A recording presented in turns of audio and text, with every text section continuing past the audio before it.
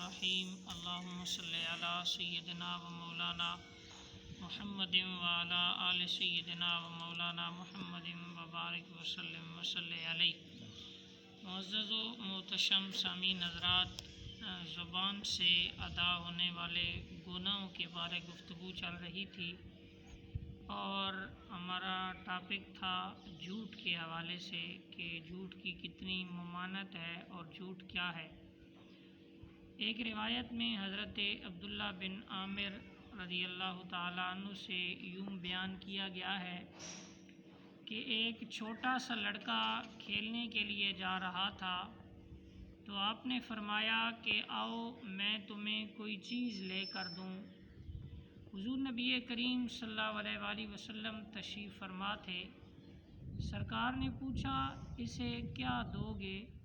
تو عبداللہ ابن عامر فرماتے ہیں میں نے عرض کی کہ کھجور۔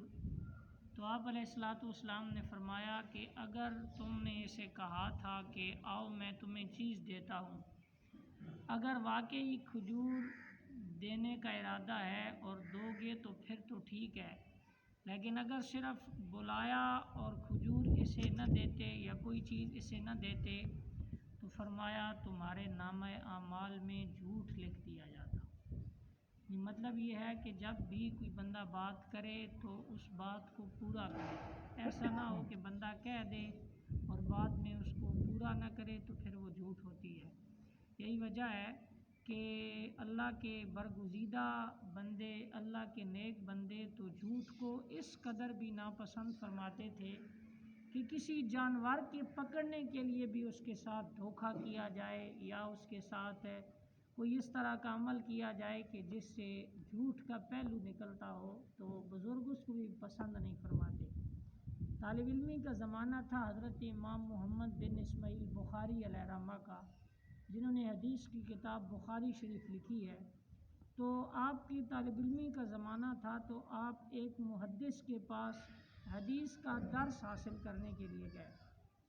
اتفاق ایسا تھا کہ وہ اسی وقت وہ محدث اپنی گھوڑی پکڑنے کے لیے کوشش کر رہے تھے، گھوڑی بھاگ گئی تھی تو انہوں نے چادر کو اس طرح پھیلایا ہوا تھا اور گھوڑی کو اشارہ کر رہے تھے کہ تاکہ گھوڑی قریب آئے اور وہ چارہ سمجھے اور چارہ سمجھ کے وہ گھوڑی جو ہے وہ پکڑ لیں۔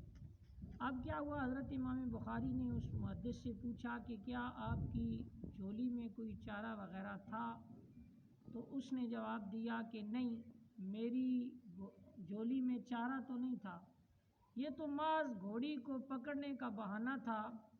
اس پر حضرت امام بخاری نے کہا کہ میں رسول اللہ صلی اللہ علیہ وآلہ وسلم کی حدیث کا درس کسی ایسے شخص سے نہیں لینا چاہتا جو جانوروں سے جھوٹ بولتا ہو، یعنی جو جانوروں سے بھی جھوٹ بولتا ہو، میں اس انسان سے حضور کی حدیث کا درس نہیں لیتا کہ ہو سکتا ہے وہ آقا علیہ الصلوۃ والسلام کی حدیث میں بھی جھوٹ بول دیں۔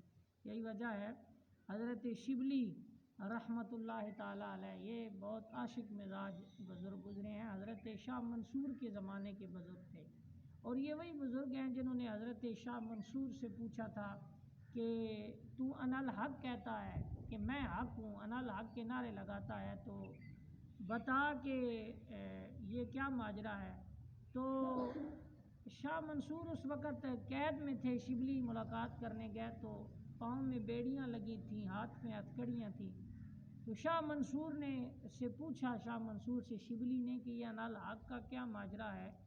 تو منصور نے کہا آج نہیں، کل آنا، کل آنا، میں تمہیں بتاؤں گا کہ یہ جو انا الحق کا میں دعویٰ کرتا ہوں یہ کیا ہے۔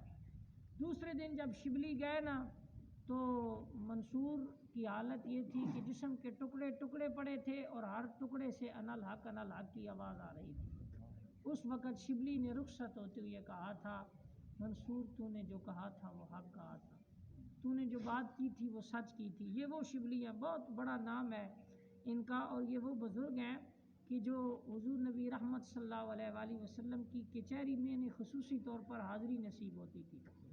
یہ شیخ شبلی ان کے ایک استاد ہیں، یہ ان سے علم نحو کا درس حاصل کرنے کے لیے گئے تو استاد نے پوچھا کہ پڑھو ضرب زید امرا، کہ زید نے عمر کو مارا.